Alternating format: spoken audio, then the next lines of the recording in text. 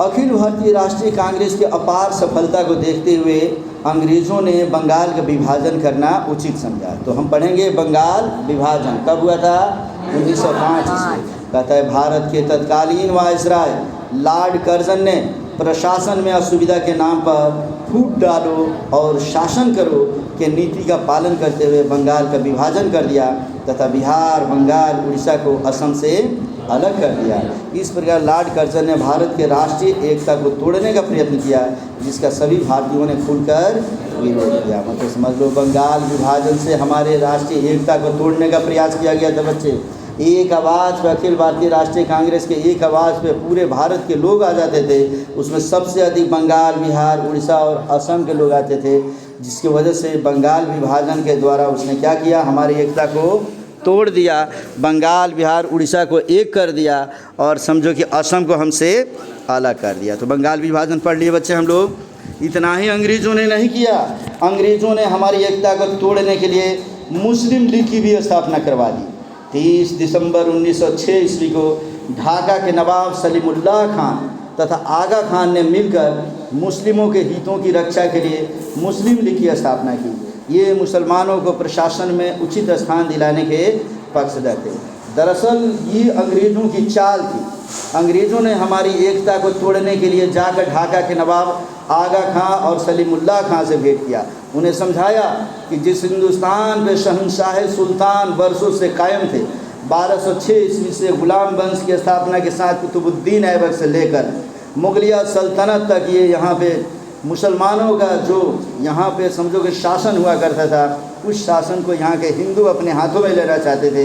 इसलिए आए मुसलमानों, होश में आओ और तुम सब एक होकर अपनी पार्टी बना लो, और नहीं तो ये हिंदू रहने नहीं देंगे। इस तरीके से हिंदू और मुसलमानों के बीच वैमनस्यता की बीज बो दिया किसने?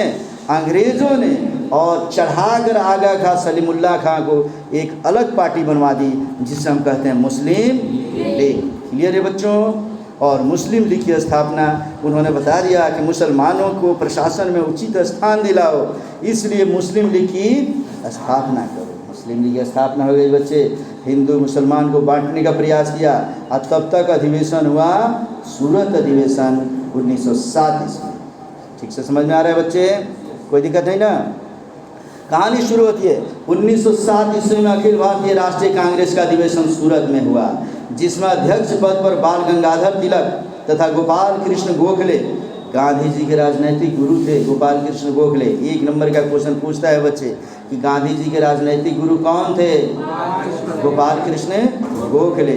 इन दोनों के बीच मतभेद होने के कारण कांग्रेस में फूट पड़ गया तथा कांग्रेस दो दलों में विभक्त हो गया, नरम दल या उदारवादी दल तथा दूसरा गरम दल या उग्रवादी दल। इस प्रकार सूरत अधिवेशन के बाद कांग्रेस पर गरम दल का दबदबा कायम हो गया। यहाँ की कहानी ठीक से समझते हैं बच्चे। 1907 ईस्वी में, जैसे 1885 ईस्वी में, मेरे तरफ ध्यान दोगे सभी, 1885 ईस्वी में अखिल भारतीय राष्ट्रीय कांग्रेस की जब स्थापना हुई, तो उसी समय नियम बना कि हर साल हम लोग दिसंबर में जुटेंगे, यहाँ पर एक जगह कहीं ना कहीं जुटेंगे और हम लोग अध्यक्ष कौन रहेगा इसका निर्णय लेंगे और अगले साल हम क्या करेंगे इसका भी निर्णय लेंगे। घटना है 1907 ईस्वी की, सूरत में अधिवेशन हो रहा था और उस समय बाल गंगाधर तिलक, लाला लाजपत राय, बिपिन चंद्र पाल, ये सभी लोगों ने मिलकर साफ तौर पे कह दिया कि बहुत हो गया, भारत में उदारवादी प्रवृत्ति से काम चलने वाला नहीं है। और वहाँ पे इन्होंने, बाल गंगाधर तिलक ने साफ तौर पे लोगों को बता दिया कि स्वराज्य हमारा जन्मसिद्ध अधिकार है और हम इसे लेकर रहेंगे और ये अंग्रेज ये देने वाले नहीं हैं। उनके सामने गिड़गिड़ाने से, हाथ जोड़ने से, उदारवादी प्रवृत्ति से कुछ होने वाला नहीं है। इसलिए अभी तक कांग्रेस में सब उदारवादी नेता चुनते हुए चले आए हैं। इस बार कोई भी हम लोगों के विचारधारा का व्यक्ति आएगा, टिट फॉर टैट के जैसा हम लोग व्यवहार करेंगे, अंग्रेज़ों की नीति के तहत हम लोग हराएंगे। और दूसरी तरफ वहाँ सामान्य उदार विचार के लोगों के नेता थे गोपाल कृष्ण गोखले। वे लोग कह रहे थे कि नहीं, गोपाल कृष्ण गोखले को अध्यक्ष बनाया जाएगा। इसी मुद्दे को लेकर बाल गंगाधर तिलक और गोपाल कृष्ण गोखले को लेकर वहाँ गर्म खून वालों में, नरम खून वालों में ज़बरदस्त मार हुई बची। सूरत अधिवेशन में पहली बार, समझ लो, अखिल भारतीय राष्ट्रीय कांग्रेस के सम्मेलन में इतना मार हुआ बच्चे। वहाँ चप्पल चले, लाठी चले, मुक्के चले, कुर्सियाँ तोड़ दी गई, नेताओं के कपड़े फाड़ दिए गए, टमाटर फेंके गए। और इस तरीके से जब मार होगा तो कौन वहाँ से भाग जाएगा? नरम दल की गरम दल?